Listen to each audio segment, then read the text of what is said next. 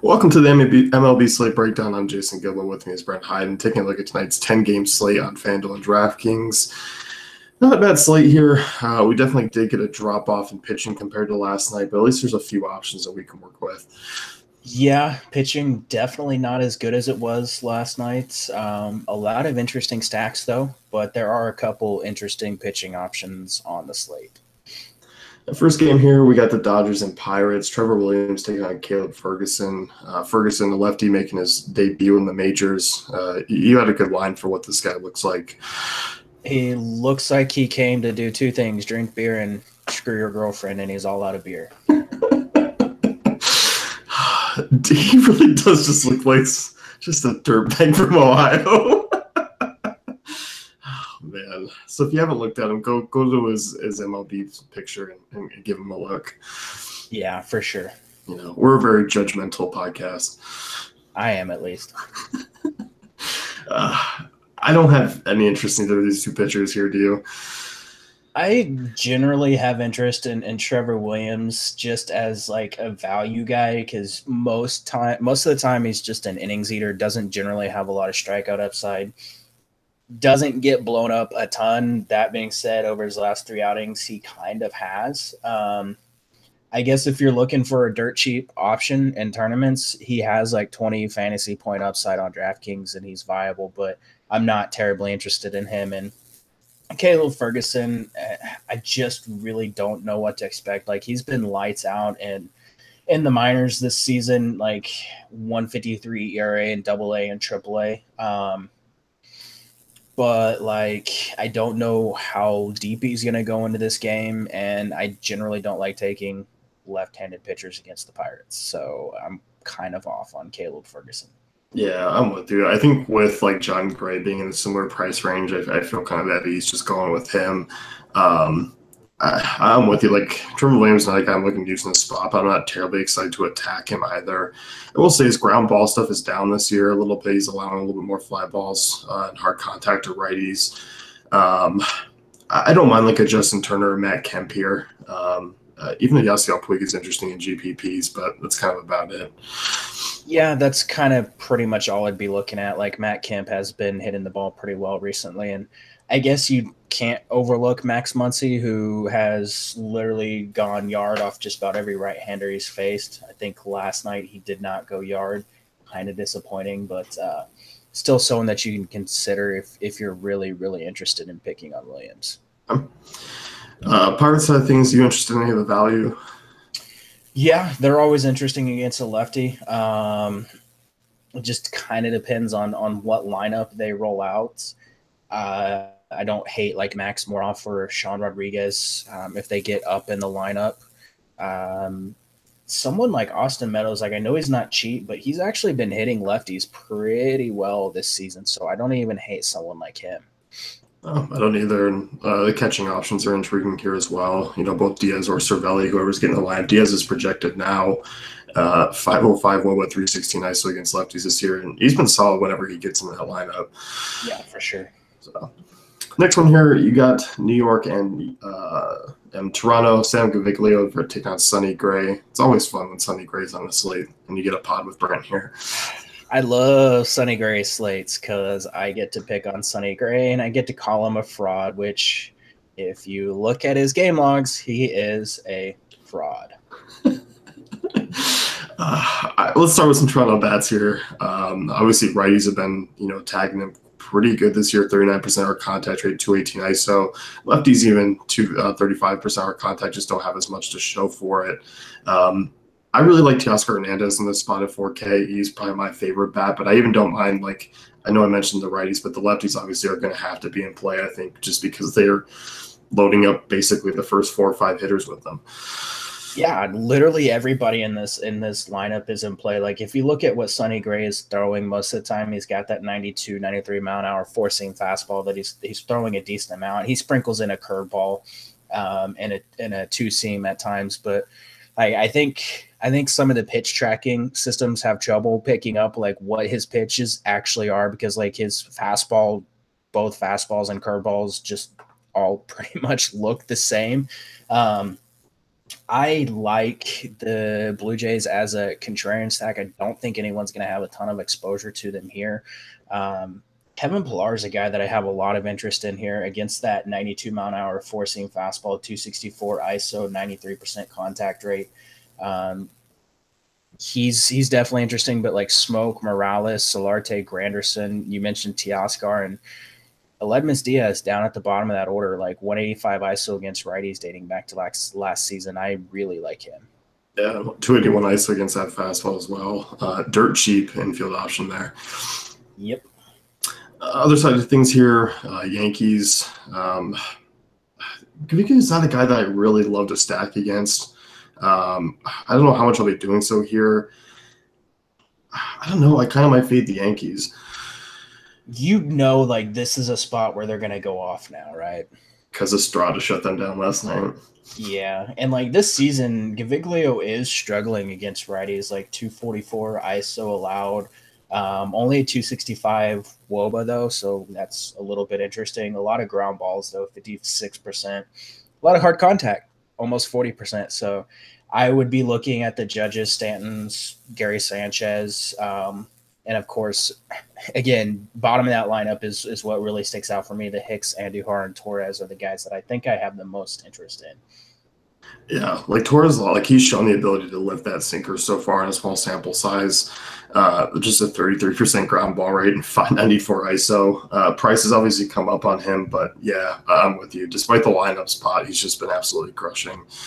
Yeah, and like I mentioned, mostly the righties, but like Greg Bird's a guy that has decent numbers against that sinker, and he's actually lifting it up like 27% ground ball rate against it, but a 297 ISO, and then like Gleyber Torres, 33%, 594 ISO.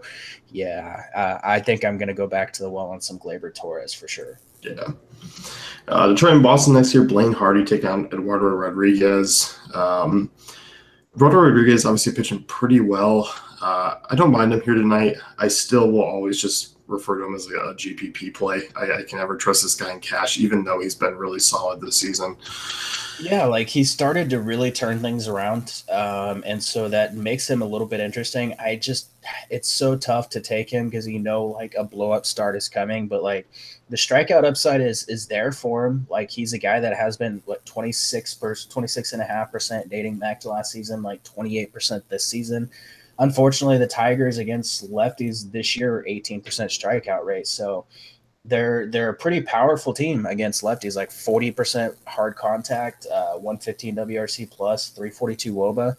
It is a little bit concerning when you're taking a guy like him that is prone to blowups, but like at that price, I'm definitely willing to take a shot in tournaments. Yeah, and two, I mean, there aren't a ton of bats. It looks like Candelario could be out of the lineup, which would be a loss for Detroit. But I mean, even the guys that have come back in, like Miguel Cabrera hasn't done too well. Like I think Nick Castellanos and like James McCann are the only two bats that I'm really concerned with or really have interest in.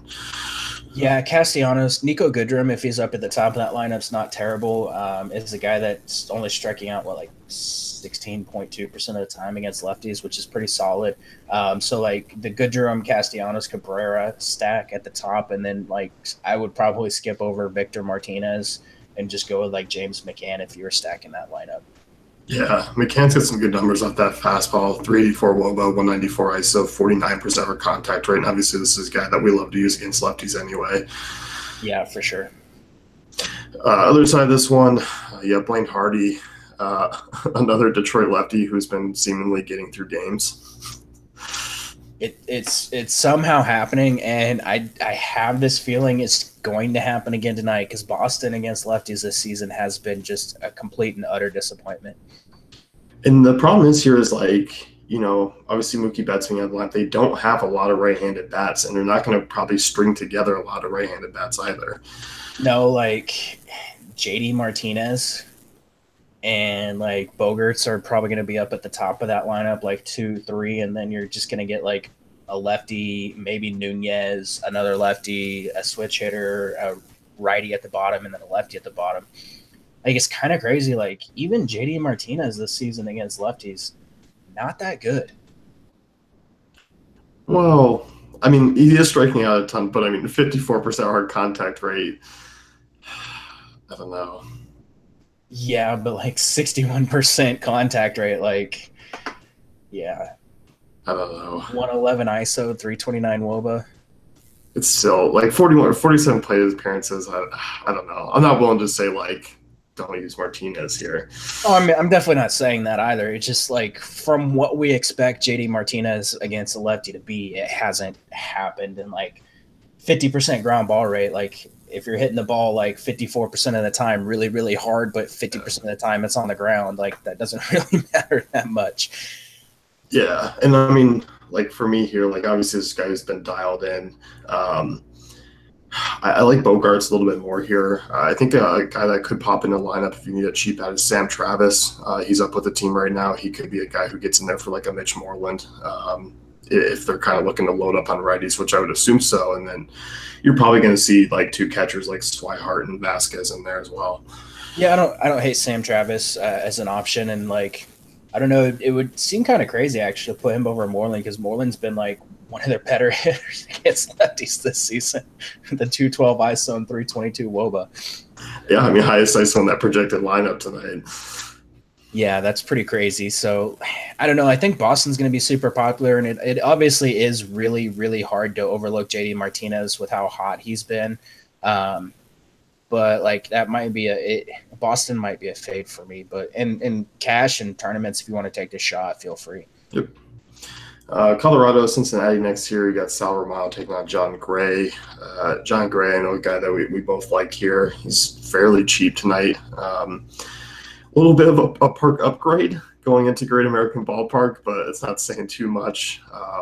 Gray's obviously a guy who does have some upside. The lefties worry me here a little bit here.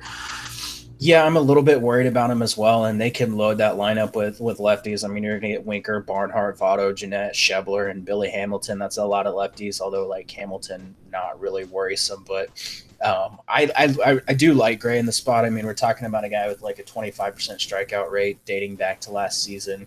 You get him outside of Coors, and he's generally been better. I don't hate him in the spot. Like I dug into his pitch mix in the pitching article, and there's just not a lot of guys that hit his pitch mix that well. So I like him in tournaments. I think he's cash viable at that price, especially on DraftKings. Yeah, I do too. I will say, I think you can make the case for a Reds stack. I think Gray will be popular at that price. I don't think they are a nice contrarian tournament stack with those lefties. Because, I mean, really, it's Votto, Jeanette, and Winker that I have the most interest in because those are the only guys that really tee off on that fastball a good amount. Yeah, those are the guys that I'm really worried about. Luckily, with Gray, if you look at where he's throwing most of his pitches, like this season, Scooter Jeanette, like not great numbers as far as where Gray is throwing most of his pitches against lefties. And if he relies on that slider, which he usually does quite a bit, I mean, that's a pitch that I expect most of the strikeouts to come tonight. Yeah, for sure. And we just saw him like 10 days ago, something like that, throw a good game against this Reds team. Yeah, that was in Coors. So, other side of this one, Sal Romano. I feel like this is another spot where you can look at the lefties against him. 212 ISO, 398 WOBA allowed, 34% hard contact. I'm fine with the lefty outfielders again in this spot. I think they're going to be a little bit more popular because they did some damage last night, but can't pass on some of these prices like Cargo, who for some reason loves hitting in Great American Ballpark. Yeah, I like the spot for these Rockies and even righties like Romano 308, WOBA 218 ISO against them this season, like 38% fly ball rate, not as much hard contact, but still a good spot for anyone in that lineup. I really like DJ LeMahieu. Should start to hit a little bit better leading off at the top of that lineup. But you mentioned Cargo. This is a really, really good spot for him, and like I think he's going to be one of my one-off options on the slate. Yeah, I'm with you. And, of course, if you ever want to pay up for Blackman, you don't need us to tell you to do so. No, and the same for, like, Nolan Arenado. Yeah. Next game here, we got the A's and Rangers, Bartolo Colon versus Daniel Mengden. I have some interest in Mengden here. I have a little bit of interest in him as well. I'm really, really scared about that. But, like, I do at least have tournament interest just because there is – there's potential for him to come out and have a decent game and go deep into this. Unfortunately, the heat and the weather is going to make it a little bit harder for that to happen. But he's a guy I covered in the pitching article as well as a tournament option at his price. He's been pitching really well of late. I mean, a couple favorable matchups at home and favorable ballparks. But I mean, he's done some solid jobs. I mean, 16, 17 DK points against like Houston and Boston. I mean, he's kind of survived some tough matchups. He's not a huge strikeout guy, but he's one of the better control guys, in the game and has a pretty bitchin' mustache as well. But hard contact scares me a little bit, and some of those fly balls to lefties, which is obviously a concern. But this Texas team, obviously, we've seen go flat plenty of times.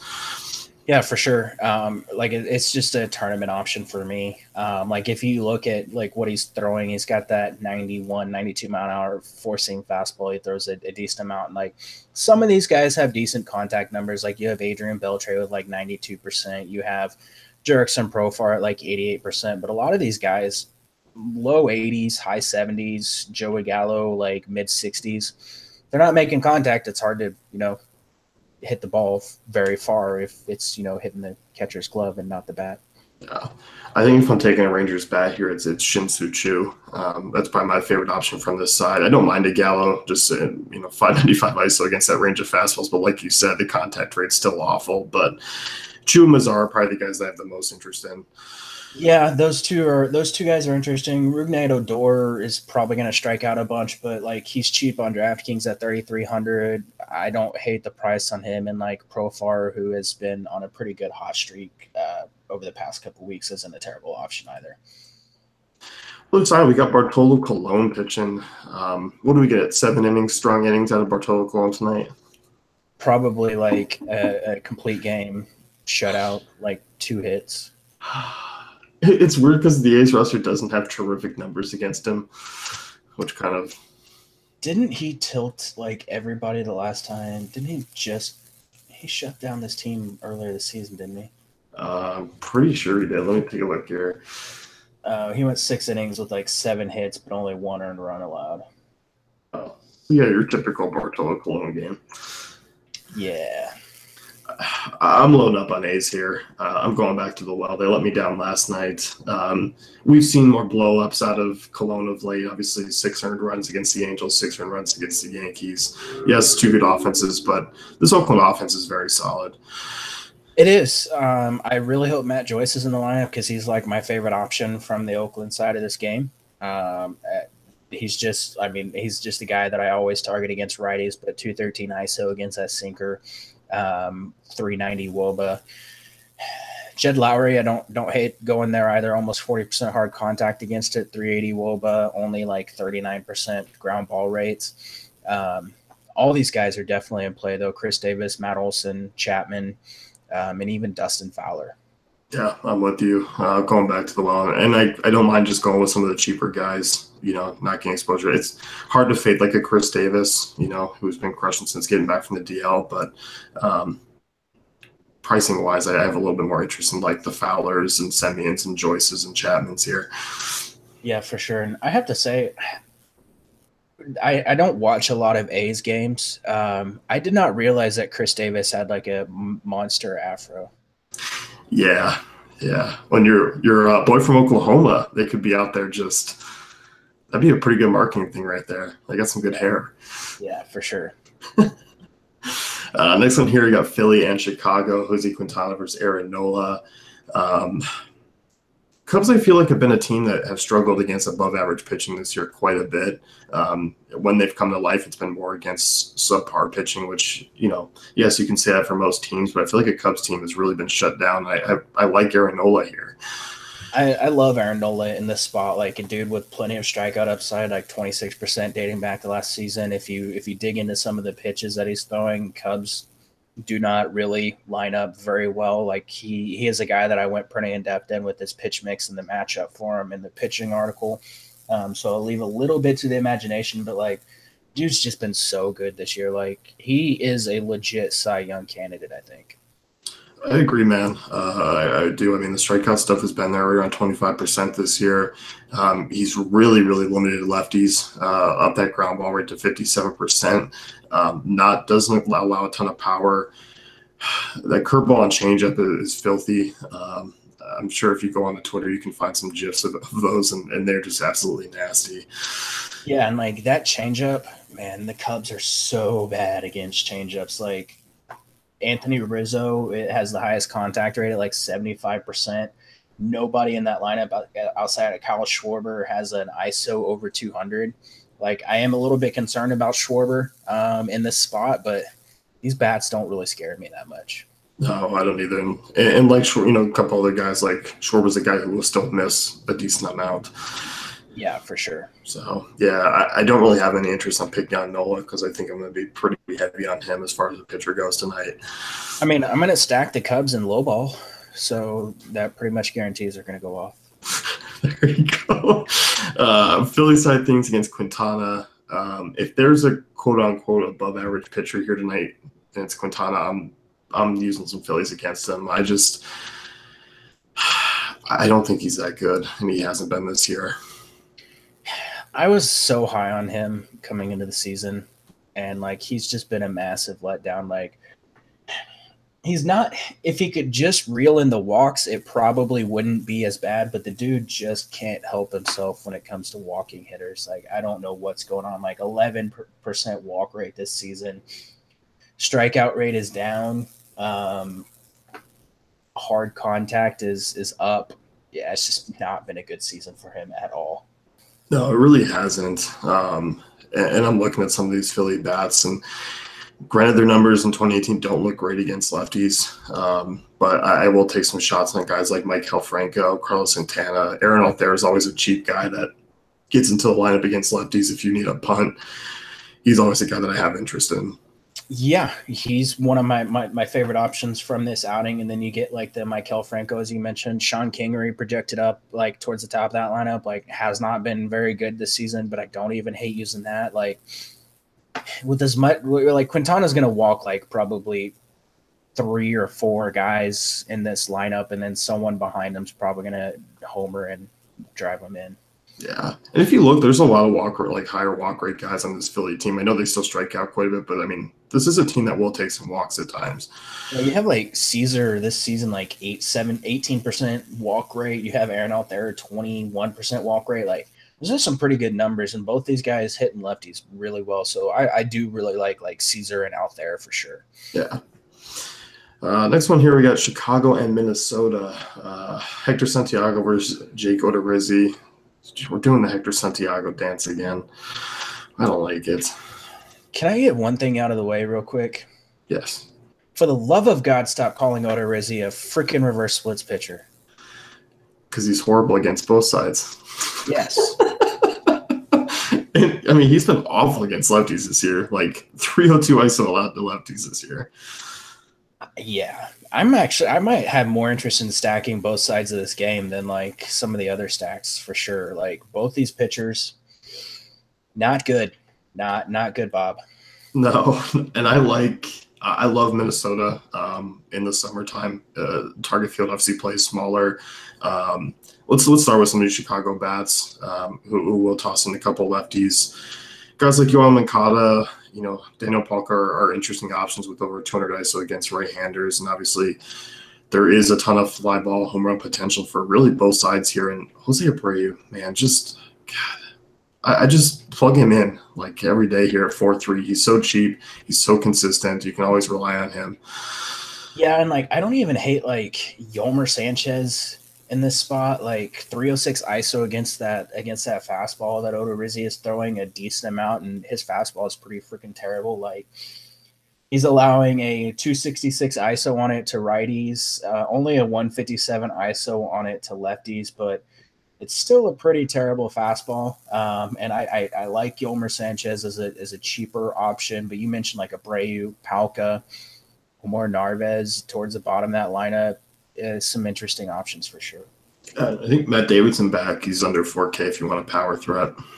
Yeah, and even like Tim Anderson, like 446 ISO against that fastball. Like I generally prefer him against against lefties, but 196 ISO, 298 WOBA against righties this season. He's a legit 2020 candidate this year. Like he's already more than halfway there. Yeah, he's had a pretty decent season. Like I know there's still like some strikeout concerns, but like he's had a pretty darn good season. Yeah, I mean WRC plus 104 compared to 78 last year. Yeah. So yeah, he's been solid. Minnesota side of things here. Hector Santiago, he's been bad against both sides of the plate. This is one of those times where I don't mind targeting both sides because we've had a couple lefties, in Minnesota pitch or be pretty well against left-handed pitching. Rosario and Kepler obviously come to mind immediately. I think a lot of people are going to focus on the Dozers and Sano's, even though they haven't really been great against lefties this year. Yeah, it's kind of crazy. So dating back to last season, Hector Santiago, 5'11 WOBA, 295 ISO allowed to lefties. This season, it's only a 409 WOBA allowed, so it's gone down a little bit. But to righties, 357 WOBA, 280 ISO, both sides of the plate in great spots. And I think this is going to be a stack that might go a little bit overlooked because they're not. Last time I checked, I don't even think they were projected over 5 runs. They might be now. They climbed up a little bit. Last night they were only at like 4.7, 4.8. Yeah, that's just insane to me. This is a really good spot, I think for them. And I love Eddie Rosario in this spot. Like every day is Eddie Rosario day for me. 250 ISO, 354 WOBA against lefties this season. But you get like Kepler, 345 ISO, 433 WOBA. Don't hate going that route as well. And then you mentioned Dozier, Sano, Escobar, all these guys in great spots. Yeah, Sano against sinkers, 474 WOBA, 320 ISO. He's fairly cheap. Yeah, and like don't overlook like Ehire Adrianza down towards the bottom of that lineup, 342 WOBA against lefties dating back to last season. Only a 292 WOBA against sinkers, but 94% contact rate in a pretty decent spot. And like even someone like Mitch Garver, Robbie Grossman, this entire offense like is in play for me. I don't even know if we can classify Santiago's sinker as a sinker anymore. I would have to look at like the movement and like the spin rate, but I would imagine it's probably just like just a straight ball going across the plate. Yeah, judging by his numbers, I think so. Yeah, probably. Seattle, Houston next year. Wade LeBlanc take on Lance McCullers. It's been a while since I've used Lance McCullers, and I don't mind him here in this spot. Seattle's just a team that I don't usually like to target, but I do like him in GPPs. Yeah, he's a guy that made it into the pitching article today as well. I don't like using pitchers against Seattle that often, but we went through this the last time they faced off, and McCullers actually struck out 11. It's just that curveball, like the Mariners just can't hit that curveball very well, and so it makes it an interesting spot for McCullers.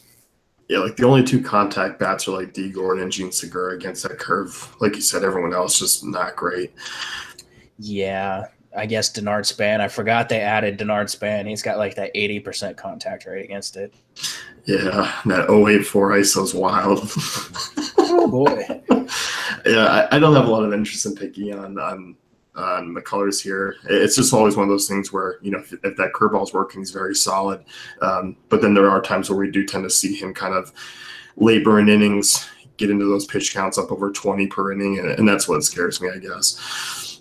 Yeah, but like at that price, he's not up over like the 11K mark like he is most games. So like I don't hate taking a shot there.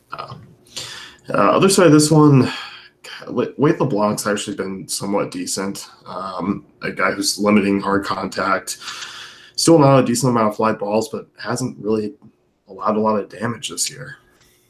No, and this is one of those spots where like I probably wouldn't use him on a slate like this, but like if you're really hunting for value, he's somewhat interesting, I guess, just because we know Houston struggles at home.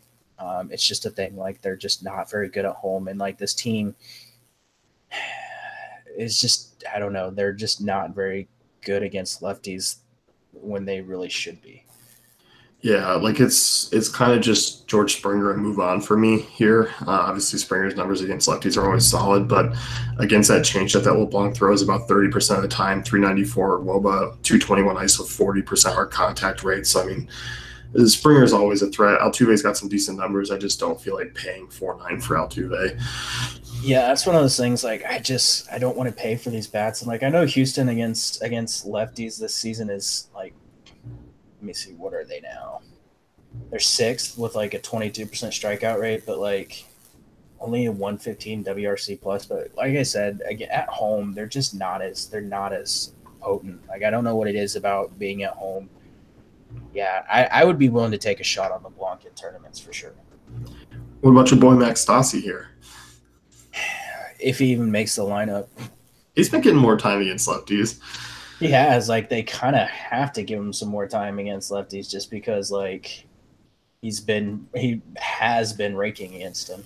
Yeah, like I don't mind like a shot on him or Gaddis behind the plate. Yeah, like I'm pulling it up right now. Let me see. Let me pull up the advanced stats because I did not have it in front of me. Houston at home this season, 95 WRC plus, 21% strikeout rate, 301 team WOBA, 136 team ISO. Yeah, Minute Maid man. When you put them, whenever you do it away, they're like 136 WRC plus, 370 team WOBA, and a 203 team ISO. Yeah, put those guys on the road. But I do really like Springer. Yeah. Cardinals Marlins next year, Jack Flaherty versus Wei Chen.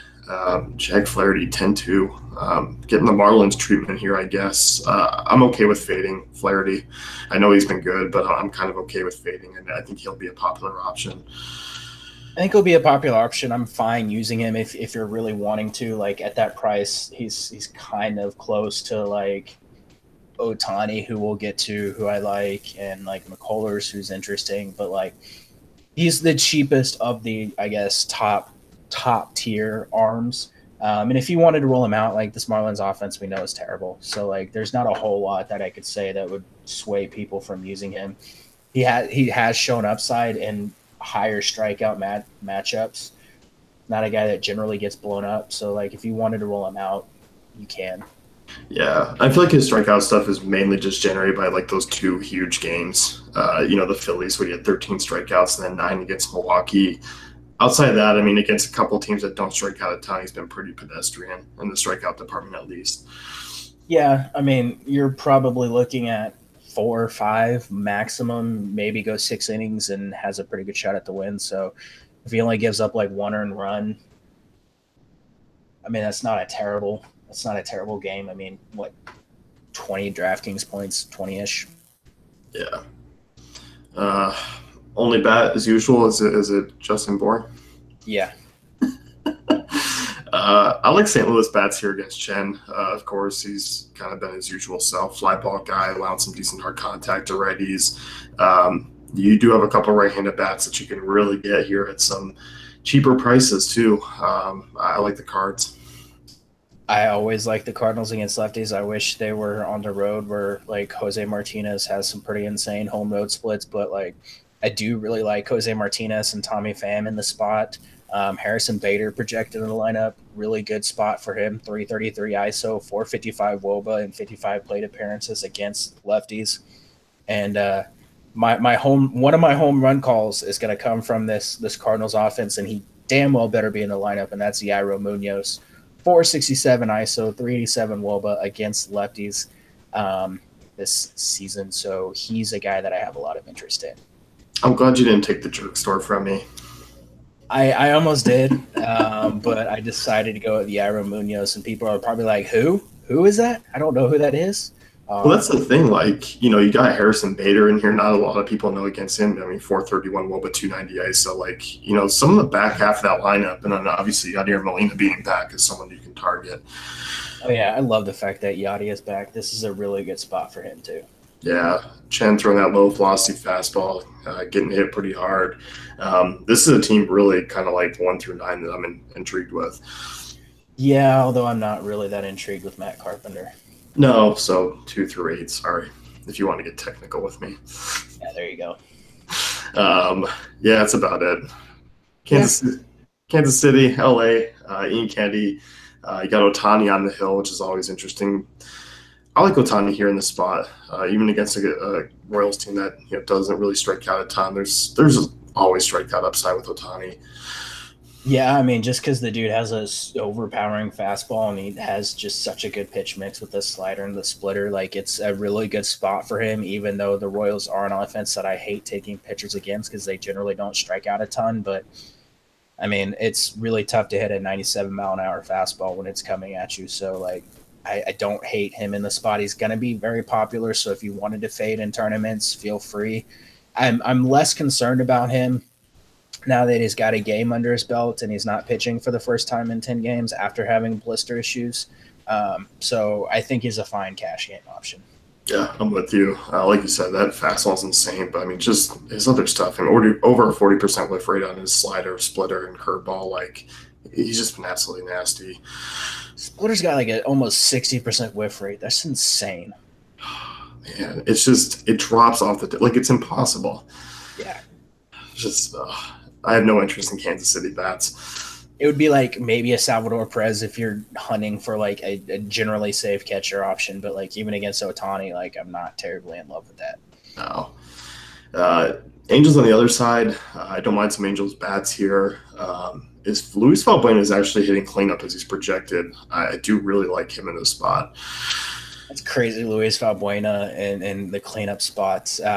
He would definitely be someone that I have a lot of interest in against Flyball Kennedy and his 350 WOBA, 254 ISO allowed to lefties, in a park that's pretty hitter friendly for lefties.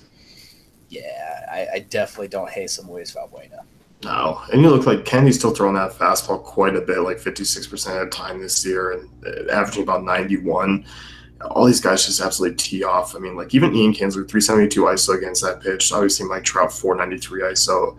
Upton, a couple homers. Could be getting going here, 239 ISO. Like, I like an Angel stack, and really outside of Trout, there's no one really expensive here.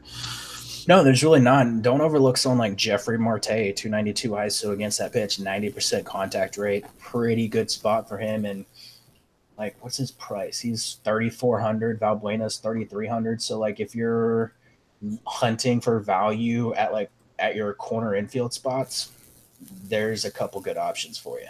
Yeah, and Maldonado always can play as a catcher option. He's got some good numbers against that fastball as well. Yeah, for sure. So, home run calls. You got one out of the way. I got Yaro Munoz out of the way, and I'm gonna go with Eddie Rosario. Oh, I like it. I'm staying in those same games. Miguel Sano and then Jed Jerko. There you go. So, there you go. Focus on those games there. That's it for us. I think it's a small slate tomorrow. We'll be back on Friday. Check out thefantasycafe.com for content, cheat sheets, all that good stuff. And see you guys Friday. Good luck tonight.